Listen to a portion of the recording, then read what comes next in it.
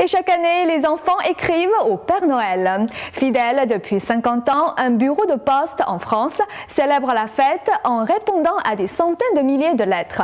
Voilà une belle action qui mériterait une médaille. Chaque année, des millions d'enfants à travers le monde envoient des lettres au Père Noël, faisant de lui l'une des personnes à qui on écrit le plus au monde.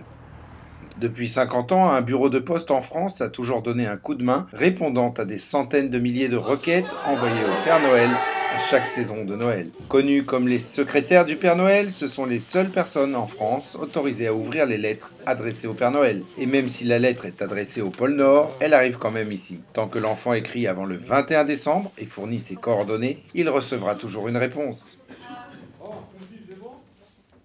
En 1962, lors de sa première création, nos chiffres nous prouvent que nous avions traité quelques 5000 courriers. L'an dernier, nous en avons traité 1 400 000, dans lesquels il y avait 180 000 courriels. Donc vous voyez que c'est un très beau succès qui s'est bien confirmé au cours de ces 50 ans.